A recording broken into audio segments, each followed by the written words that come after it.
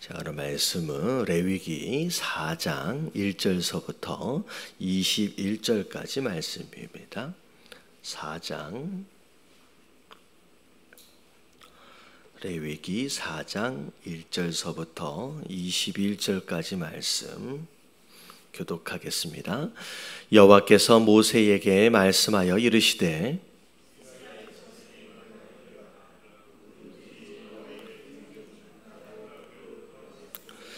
만일 기름 부음을 받은 제사장이 범죄하여 백성의 허물이 되었으면 그가 범죄한 죄로 말미암아 흠없는 수송아지로 속죄 제물을 삼아 여호와께 드릴지니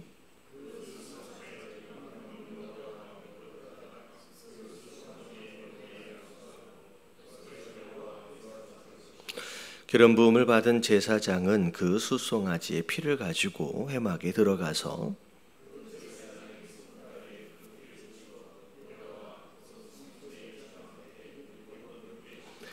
제사장은 또 그 피를 여호와 앞 곧 회막 안 향단 뿔들에 바르고 그 송아지의 피 전부를 회막 문화 번제단 밑에 쏟을 것이며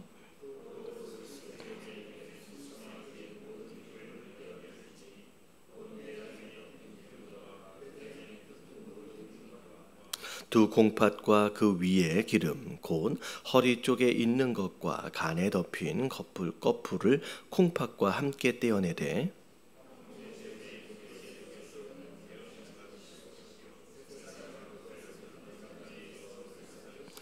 그 숫송아지의 가죽과 그 모든 고기와 그것의 머리와 정강이와 내장과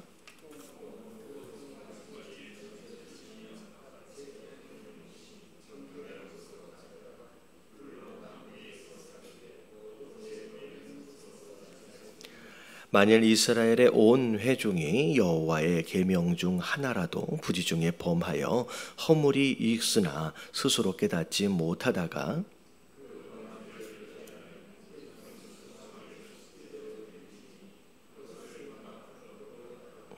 회중의 장로들이 여호와 앞에서 그 숫송아지의 머리에 안수하고 그것을 여호와 앞에서 잡을 것이요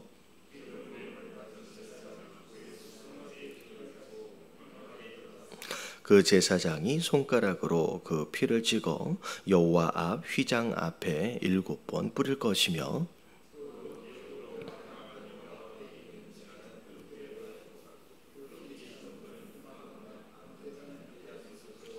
그것의 기름은 다 떼어 제단 위에서 불사르되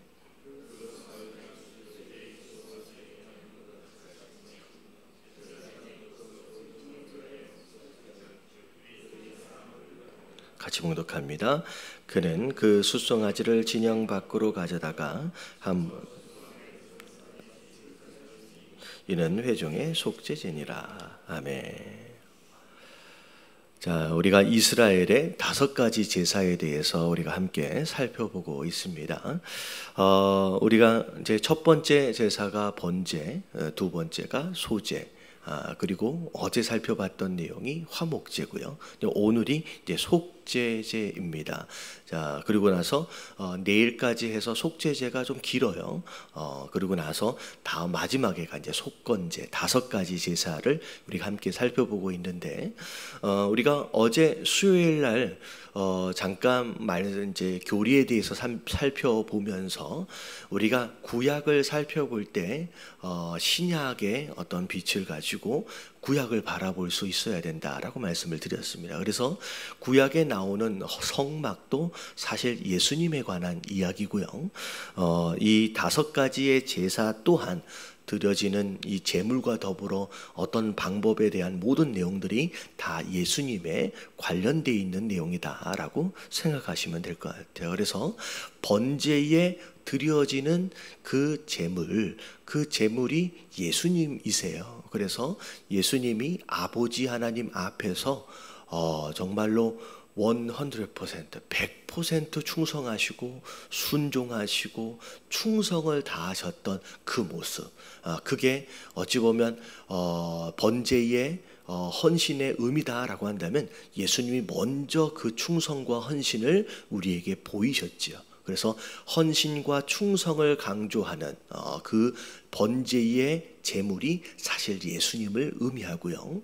그 소제로 인하여서 드려지고 있는 곡식의 내용들, 예수님이 우리의 떡이 되시고 예수님이 나를 먹는 자가 이제 구원을 받는 또 그렇게 그 예수님을 먹게 되는 생명의 떡이다라고 말씀하신 그 내용 자체, 그래서 그 소제가 곧 예수님이 되시죠.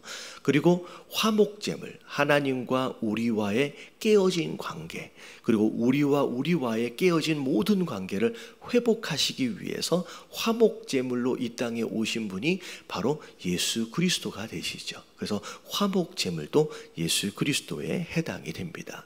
자, 그리고 오늘 말씀에 나오고 있는 이 속죄제, 이 속죄제는 속건제와 더불어서 간단히 얘기하면 죄 용서함을 받는, 그래서 죄를 대신해서, 누군가의 죄를 대신해서 대신 죽는, 이게 이제 양이라고 얘기하면 아사셀이라고 얘기를 하거든요. 아사셀, 대신 희생의 제물이 되어지는 그게 바로 예수님이 되십니다. 그래서 십자가에 못 박혀 돌아가신, 우리의 죄의 문제를 해결하시고 구원하시기 위해서 십자가 위에서 돌아가신 제물로서의 예수님이 바로 오늘 이야기하고 있는 속죄제의 내용이라고 생각하시면 될 것 같아요. 자, 그래서 우리가 이제 속죄제에 대해서 우리가 살펴볼 때에, 자, 일반적으로 우리가 죄라고 하면 이 죄가 두 가지로 나눠져요. 두 가지로. 자, 에베소서 2장 1절에 보면 이 죄를 두 가지로 얘기를 합니다. 첫 번째는 허물이라고 얘기하고 두 번째는 죄라고 얘기하죠. 자, 일반적으로 이제 신학적으로 이 앞에 나오는 허물과 뒤에 나오는 죄가 뭐가 좀 다르냐? 둘 다 죄이긴 하지만 조금 의미가 좀 다른 게, 자, 이런 거예요. 앞에 나오는 허물은 우리의 원죄라고 이제 원죄에 해당된다고 생각하시면 돼요. 그래서 이 원죄를 말이 좀 어렵긴 하지만 이런 거죠. 우리가 죄인으로 태어났어요. 우리가 죄인으로 태어나요. 그래서 죄인 되었기 때문에 그냥 가만히 내버려 두면 움직이고 말할 때마다 그냥 뭘 짓는 거예요? 죄를 짓는 거예요. 그러니까 우리의 연약함을 가지고 죄인된 모습을 가지고 태어나서 그냥 우리는 자연스럽게 죄를 지어요. 그래서 우리가 사과나무기 때문에 사과를 맺는 것처럼 죄인으로 태어났기 때문에 내버려 두면 그냥 죄를 짓는 거예요. 그래서 이 허물은 우리의 죄인됨으로 태어난 모습, 그래서 어쩔 수 없이 죄를 짓는 바로 그 죄가 이 앞에 나오는 허물이라고 생각하시면 돼요. 자, 그리고 두 번째는 죄라고 얘기를 하기도 하고 자범죄라고 얘기도 합니다. 그래서 내가 죄인으로 태어났기 때문에 죄인이기도 하지만 실제적으로 또 우리가 죄를 짓고 살고 있기 때문에 죄인인 거예요. 죄를 짓고 살고. 그러니까 사과 나무이기 때문에 사과를 맺기도 하지만 사과를 맺고 있는 그것으로 인하여 내가 사과나무이기도 합니다. 그래서 양쪽에 앞에 있는 것은 허물, 이거는 원죄에 가까운 죄라고 생각한다라고 한다면 뒤에 있는 죄는 이게 이제 내가 스스로 죄를 짓고 있는 것에 대한 죄를 이제 이야기하고 있는 것이죠. 자, 그래서 오늘 말씀에 이제 2절을 보니까 이스라엘 자손에게 말하여 이르되 누구든지 여호와의 계명 중 하나라도 그릇 범하였으되, 계명이 있어요. 근데 그것을 그릇 범하였대요. 여러분, 이 그릇 범하였다라고 하는 이 표현이 사실은 한국말로 볼 때는 잘 안 보이는 이제 표현인데, 영어를 보면 자, 뭐라고 나와 있느냐면 의도되어지지 않는 가운데 저지른 죄라는 거예요. 내가 이것을 죄를 지어야지 라고, 그러니까 실제로 죄 가운데, 특별히 자범죄 가운데는 이게 죄인지 알고서 짓는 죄들이 많이 있습니다. 그러니까 근데 이 내용, 2절의 내용들을 보면 의도치 않는 가운데 마치 실수로 지은 죄에 좀 더 가깝다라고 생각하시면 될 것 같아요. 그래서 계명이 있는데 그 계명들 가운데 그릇 범하였다. 실수로 의도치 않는 가운데 저지른 거예요. 이제 그래서 자, 특별히 이 계명이라고 하는 것은 우리가 기본적으로 생각하면 우리가 알다시피 이제 10계명을 생각할 수 있어요. 그리고 이 10계명을 조금 더 풀어 가지고 무엇은 해야 한다, 무엇은 하면 안 된다라고 하는 것으로 세부적인 항목이 전체적으로 보면 613가지가 있다라고 합니다. 613가지. 그러니까 10계명이 있고 이 10계명의 세부적인 항목이 말씀에 나와 있는 게 613가지예요. 이 613가지 중에 하면 안 되는 죄가 365개고요. 365개. 그리고 우리가 해야 하는 것이 뭐냐면 248개래요. 자, 이 숫자를 제가 말씀드리는 이유가 있어요. 자, 365 하면 뭐가 생각이 나요? 1년이 365죠. 그래서 하지 말아야 할 것들은 언제 하지 말아야 돼요? 1년 365일 예외되어진 날이 있는 게 아니죠. 그냥 매일매일 우리는 하면 안 되는 겁니다. 자, 근데 248개가 과연 무슨 숫자인가 되게 궁금하잖아요. 여러분 248개가 자, 고대에 의학적으로 볼 때 우리 안에 있는 뼈의 숫자가 248개래요. 오늘날 의학적으로 볼 때는 숫자가 조금 더 늘어납니다. 좀 달라요. 근데 고대에 우리의 안에 우리의 몸을 이루고 있는 뼈의 숫자가 몇 개냐라고 하면 248개라고. 그러니까 해야 하는 항목이 248개예요. 자, 그래서 우리가 말씀에 순종하는 부분에 있어서 자, 무엇을 다하여 순종하는 거예요? 온 몸을 다하여 순종하는 겁니다. 그래서 자, 365일 그리고 248개 온 몸을 다하여, 그래서 순종해야 할 것은 순종하고 하지 말아야 할 것은 매일매일 하지 말아야 한다라고 하는 것이 합쳐져서 613가지의 세부적인 항목의 계명이 나오는 거죠. 그래서 이 어마어마하게 많은 하지 말아야 할 것을 만약에 했다, 그러면 그게 죄가 되는 거예요. 부지 중에라도. 그리고 해야 하는 것이 있는데 우리가 하지 않았다. 이 부분은 우리가 굉장히 관가하는 경우들이 많이 있습니다.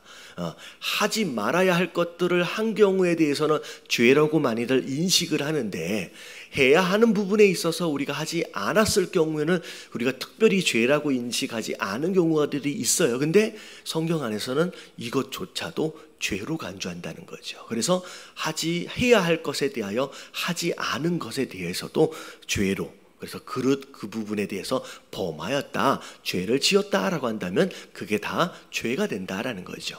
자, 그래서 자, 첫 번째, 자, 우리가 이 아침에 기도해야 할 내용들 가운데가 하나가 뭐냐면, 방금 제가 숫자를 좀 복잡하게 말씀을 드렸잖아요.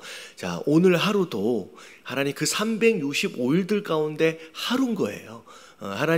하나님이 기뻐하시지 않는 일들에 대해서는 이 하루도 그 1년 중에 하루로서 하나님 하지 않을 수 있는 자들이 되게 하여 주시옵시고, 특별히 오늘 말씀 부지 중에 실수로 사실은 우리가 죄인이기 때문에 그렇게 할 수 있다는 거죠. 그래서 하나님 우리의 연약함을 우리가 주님 앞에 인정해 드리면서, 하나님 그렇게 부지 중이라도 실수로라도 하나님 그렇게 죄를 범하지 않도록을 위해서 우리를 도와달라고 여러분 기도하시길 바라고요. 그리고 순종하는 부분에 있어서 해야 할 일들이 있다고 한다면 우리의 뼈 마디 하나하나를 다 다해서 온몸으로 전심으로 순종할 수 있는 그런 하루가 될 수 있도록을 위해서 우리가 기도해야 될 줄로 믿습니다. 자, 그래서 자, 2절까지의 내용을 보면 이제 결국은 죄를 범하면 알고 지었든 심지어 실수로 지었든 그게 다 죄라고 하나님 말씀하시는.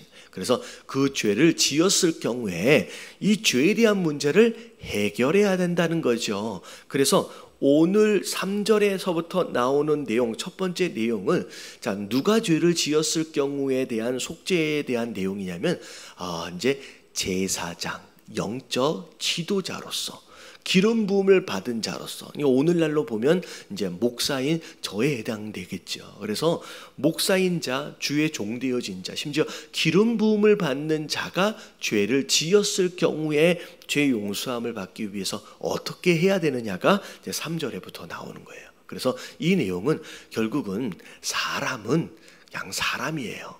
그래서 구약에 있는 모세라고, 구약에 있었던 아론이라고 더 지금의 주의 종들하고 다르냐? 그렇지 않다라는 거예요. 그냥 모세도 어떤 많은 부분들에 대한 실수한 부분들이 많이 있고요. 심지어 아론도 어찌 보면 1대 대제사장이잖아요. 실제적으로 볼 때 율법 아래 세워진 1대 대제사장인데 이 아론도 어마어마한 큰 실수를 범합니다. 자, 그 큰 실수가 뭐냐면 백성들과 함께 뭘 만들었어요? 예. 금송아지를 만든 장본인이 이 아론이에요. 심지어 그 금송아지를 만든 것에 대하여 이 모세가 책망을 했을 경우에 아론이 뭐라고 변명을 했어요? 네, 뭐라고 변명했냐면 백성이 하도 요구하길래 그래서 뭐 했대요? 그냥 금을 모아다가 불에다 딱 던졌더니 뭐가 나왔대요?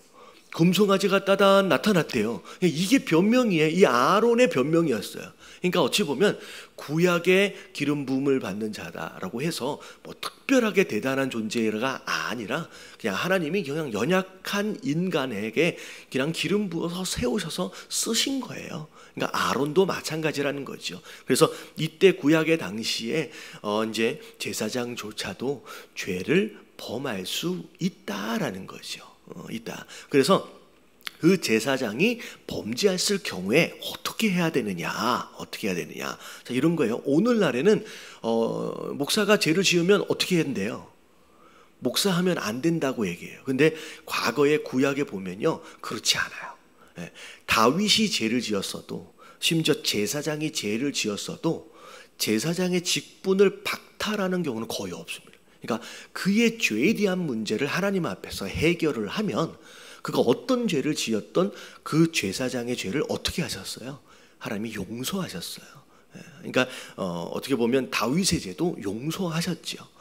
직책을 박탈하는 경우가 있기보다는 오히려 용서하시는 가운데 하나님 다시 쓰시길 원하셨습니다. 그래서 제사장이 죄를 지었으면 너는 제사장이 아니다라고 한 게 아니라 네가 죄를 지었으면 너의 죄조차도 너는 용서함을 받기 위한 노력을 하라는 얘기예요. 자, 그런 가운데 이 제사장은 다른 사람이 지은 죄에 비해서 더 중하기 때문에 이 제사장이 지은 죄로 드려지는 제물이 뭐냐면 뭐예요? 숫송아지를 드려요. 숫송아지를. 그리고 심지어 자, 다음에 나오는 내용이 13절부터 이스라엘의 온 회중이 짓는 죄가 있어요. 그러니까 국민적으로 전체가 짓는 죄예요. 자, 이런 경우에도 똑같이 숫송아지로 드립니다. 다시 말하면 백성 전체가 지은 죄에 맞먹을 만하게 제사장이 짓는 죄가 그만큼 중하다는 얘기예요.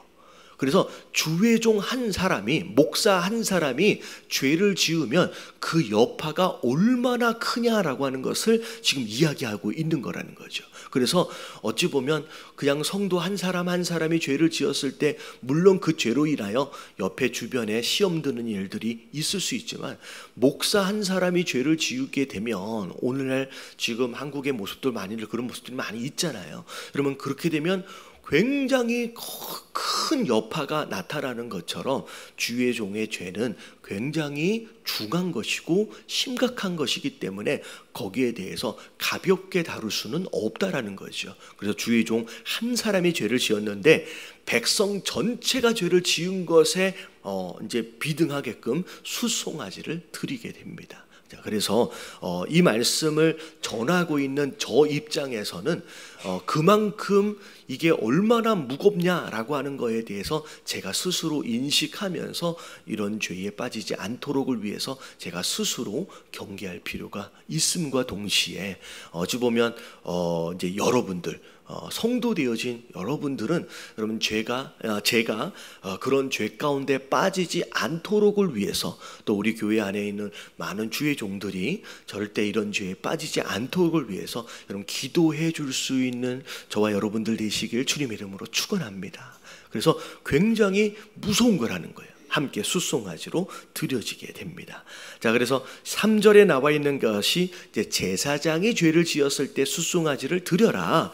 그리고 13절에 나와 있는 것이 온 회중이 국민적으로 지은 죄가 있다라고 한다면 똑같이 숫송아지를 드려라라고 이제 말씀을 하시는 거예요. 자, 근데 숫송아지를 드릴 때의 방법.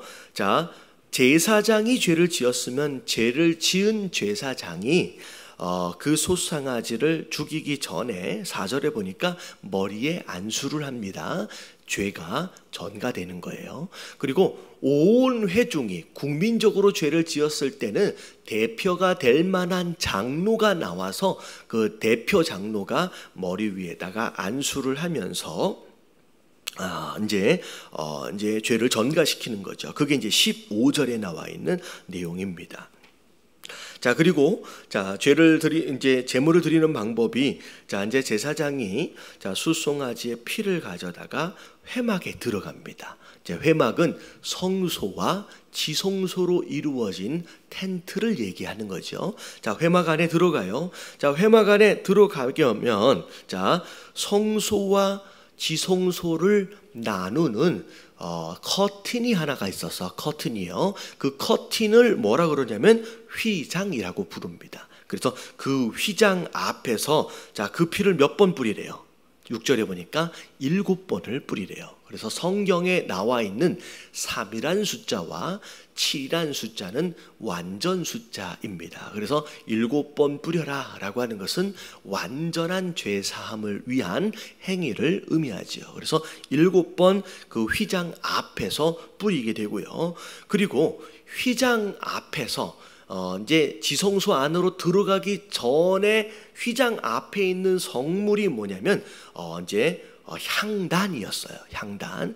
이 향단에는 양쪽으로 뿔이 나와 있는데 그 뿔에다가 이 피를 바르라라고 나와 있습니다. 자, 그래서 휘장 앞에 있는 이 향단은 영적으로 뭘 의미한다라고 제가 말씀을 드렸냐면 성도의 기도를 의미한다라고 말씀을 드렸어요. 그래서 향을 피우면 이 향이 하늘로 이렇게 올라가잖아요. 그래서 이 향단은 성도의 기도. 그래서 이 향단의 뿔에다가 피를 바른다라고 한다면 무엇을 의미하느냐? 하나님께 회개의 기도를 지금 올려드린다라고 하는 것을 의미하는 거죠. 자, 그리고 나서 이 피의 전부, 송아지로부터 나온 피를 전부 다 받아내서 피의 전부를 어디다 뿌려요? 성막 문 앞에 있는 번제단 밑에다가 전부 다 쏟아 놓습니다. 자, 이 모든 피를 다 쏟아 놓는 것이 뭘 의미하느냐면 예수님께서 십자가 위에서 모든 피를 다 쏟으셨어요. 그래서 심지어 옆구리에다가 창을 딱 꽂았더니 피가 아닌 뭐가 새어나요? 심지어 물이 새어나오는. 그래서 모든 피를 다 쏟아내셨다라고 하는 그 예수님의 모습을 바로 의미하는 것이 바로 이 제단에 모든 피를 다 쏟아놓는 것으로 이제 설명이 되는 거죠. 자, 그리고 나서 이 8절에 보면 굉장히 독특한 장면이 나와요. 자, 제물을 하나님께 드리는데 속에 안에 있는 기름과 내장과 이런 것들, 콩팥이나 이런 것들은 전부 다 꺼내요. 그래서 마치 화목제물을 드렸던 것처럼 속 안에 있는 것들을 전부 다 꺼내는데 이 안에 화목제는 기름을 꺼내가지고 나쁜 것들을 꺼내가지고 제물로 태웠는데 요 내용들을 보면 내장까지를 전부 다 콩팥까지를 장기들을 다 꺼내서 안에 있는 것들을 제단 위에서 다 태워요. 다 태워요. 자, 근데 희한하게 꺼내고 난 뒤에는 뭐가 남아요? 그 다음에는 제물 자체가 남잖아요. 이 제물을 제단 위에서 태우는 게 아니라 어디서 태우느냐면, 자 12절을 보니까 자 그 송아지의 전체를 어디로 가지고 나가래요? 진영 바깥에 재를 버리는 곳으로 가라는 거예요. 그래서 제단 위에다가 태우는 게 아니라 진영 바깥으로 나와서 그 나머지 있는 송아지의 몸을 거기서 태워서 드리라는 거죠. 자, 이게 뭘 의미하느냐? 예수님께서 예루살렘 성전 안에서 돌아가신 게 아니라 어디서 돌아가셨어요? 성전 바깥에서 돌아가셨어요. 그래서 진영 바깥에서 태워서 드려지는 이 제물이 예수님이 예루살렘 성 바깥에서 골고다 산에서 십자가 위에서 돌아가신 바로 그 형태를 지금 의미하는 거죠. 예수님이 진영 바깥에서 돌아가신 바로 그것이 바로 속죄제 제물 되어지시는 모습을 지금 의미하는 겁니다. 그래서 제물 가운데서 자 이제 제단 위에서 드려지는 것이 있고, 그리고 진영 바깥에서 드려지는 바로 그런 이제 부분들이 있게 되는 거죠. 그래서 똑같은 방법으로 회중이 제를 지었을 때도 동일한 방법으로 이제 장로가 안수를 하는 것만 다르게 그렇게 이제 진행이 됩니다. 그래서 자, 오늘까지는 제사장이 지은 죄, 그리고 온 회중이 지은 죄, 그리고 내일은 이제 백성의 일반 지도자들이 지은 죄, 그리고 나서의 다양한 죄에 대해서 내일 이제 살펴보게 될 텐데, 오늘은 이제 여기까지가 속죄 제물을 드리는 방법이 되겠습니다. 그래서 자, 마지막 이제 한 가지만 조금만 더 정리를 하면 그런 거예요. 자, 제단 위에서 드려지는 제물이 있고요. 그리고 진영 바깥으로 내보내서 드리는 제물이 있어요. 자, 이것은 뭐냐면 무엇이 어디에서 드려지느냐, 그냥 간단하게 그냥 다 드리면 되지라고 하는 것이 아니라 위치 자체도 굉장히 중요한 의미들을 갖는다라는 거죠. 그래서 제단 위에서냐, 심지어 피를 뿌릴 때도 어찌 보면 쏟는 위치 자체도 성소 아니냐, 밖이냐, 제단 밑이냐라고 하는 위치 자체도 굉장히 중요한 의미를 갖는다라는 거죠. 그래서 우리의 삶도 마찬가지예요. 자, 우리가 하나님 앞에서 경건해야 하느냐, 깨끗해야 한다라고 하는 그런 의미를 조금 더 깊게 생각해 보려면, 그러면 이게 나의 어떤 삶의 모습이 어떤 위치에 어떤 모습으로 나타나느냐도 굉장히 중요한 의미를 갖는다라는 거죠. 그래서 자, 예를 하나를 들면 이런 거예요. 여러분, 어떤 집이 깨끗한 집이에요? 여러분, 어떤 집이 깨끗한 집이냐? 여러분, 어떤 집이 깨끗하냐라고 얘기를 할 때, 여러분, 쓰레기가 나오지 않는 집, 빨래가 나오지 않는 집이 있을까요? 없을까요? 예, 없지요. 여러분, 쓰레기는 어느 집이나 나와요. 빨래는 어느 집이나 나와요. 하지만 더러운 집과 깨끗한 집의 차이는 뭐냐면, 쓰레기가 있어야 할 곳에 쓰레기가 있고, 빨래가 있어야 할 때 빨래가 있을 때 그때 그 집이 깨끗한 집이라고 얘기하는 거예요. 여러분, 우리의 삶도 마찬가지예요. 우리가 죄인으로 태어났어요. 그래서 죄인으로 살아가요. 그럼에도 불구하고 하나님의 배 의롭게 되어지는 삶의 모습들이 있다라는 거죠. 우리가 죄를 전혀 짓지 않고 과연 살 수 있을까? 마치 쓰레기가 나오지 않는 집, 빨래가 나오지 않는 집을 기대하는 것이나 마찬가지라는 거죠. 여러분, 그런 사람은 없습니다. 심지어 오늘 말씀해 보니까 제사장도 죄를 짓는다는 거예요. 구약의 그 어마어마한 대제사장이 죄를 짓는다는 거예요. 여러분, 빨래나 쓰레기가 나오지 않는 집이 없는 것처럼 우리는 누구나 다 죄를 짓고 살아가는 거예요. 근데 중요한 건 뭐냐면, 누가 의로운 자예요? 여러분, 빨래가 있어야 할 곳에 빨래가 있고, 여러분, 쓰레기가 있어야 할 곳에 쓰레기를 두는 그런 모습이 우리의 삶을 경건하게 만듭니다. 제물이 드려지는 장소도 다 달라요. 피가 뿌려지는 것도 다 달라요. 그래서 오늘 우리의 삶도 하나님 앞에 의롭게 여겨질 수 있는 만한 삶은, 우리가 죄를 또 반복해서 지을 수밖에 없지만 이 죄가 반복해서 지어질 때마다 이 죄에 대한 모습들을 어떻게 해요?